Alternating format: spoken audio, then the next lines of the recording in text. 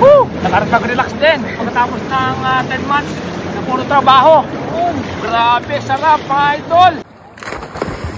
At dahil mag-iisang taon pa lang ako dito sa Czech Republic mga idol, ay ngayon ko palang mararanasan yung buong isang summer. A day in my life as a warehouse speaker dito sa Czech na punong-puno ng pangarap, pag-asa at dedikasyon sa buhay. At nalaman ko dito sa Europe kapag summer ay more on outdoor ang kanilang labasan. At hindi kami nagpatalo mga idol kaya lumabas na rin kami. Muntik pa tuloy malunod sila kay mga idol. Pagpasok namin ng entrance mga idol, inabot sa akin kaagad yung susi. Hindi na nagpaliwanag kasi hindi rin kami magkakaintindihan. Ganito pala sa Europe, kapag magsuswimming, laker-laker lang, okay na. Unlike sa Pinas mga idol, mukha kang kawawa kapag wala kang cottage. Sa Pinas naman mga idol, cottage lang, okay na. With payabangan pa ng dalang pagkain, pati yung karaoke, dinala na rin. Bago nga pala ako pumunta ng pool, chinek ko muna lahat mga idol. Malinis. Mas natuwa ako dito sa shower area nila. Paano ba naman? Dipindot touch button pala. At nakakatuwa din yung sabitan nila mga idol, mukhang matibay. Parang faith ko, sobrang tibay. At heto siya, hanggang 5 lang ang pwede mong isabit. At ang malupit pa doon, pag pupunta ka ng pool, bawat corner merong ganto. Maaalala mo to kapag pupunta ka ng farm. At meron din silang nakasetup na sand volleyball kasi hindi siya pwedeng tawagin beach kasi wala namang beach dito.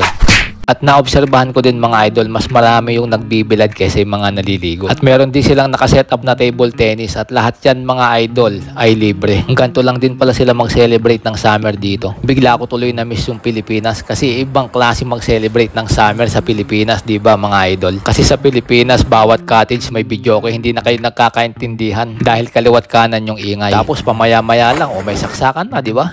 Only in the Philippines, ganun ang summer sa atin mga idol. 50 meters nga pala yung haba ng pool nila. Kaya kapag nagbalikan ka, 100 meters. Oh.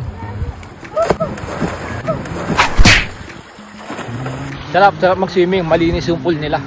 Saka standard, hindi tiles yung yung pinaka-flooring niya, hindi siya tiles. Stainless. Grabe. Meron din silang maliit na children's playgrounds at kiddie pool syempre. Sa kiddie pool nga nag-enjoy yung dalawa kong kasama yung mga idol. Ganyan nga pala yung setup ng cottage nila. Tapos doon may mga nagtitinda ng pagkain at saka mga drinks. Hindi na kami bumili kasi may baon naman kaming tinapay at soft drinks. Yes, sarap! Okay no?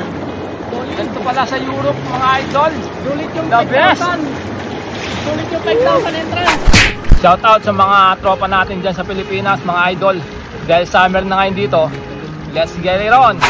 At dito sa pool nila mga idol ay napansin ko, wala kang makikita o mahahawakan na nakapintura. Halos lahat ay stainless mga idol. At dito nagtatapos yung aming summer getaway. Thank you for watching mga idol and God bless you all. See you on my next vlog. Bye bye!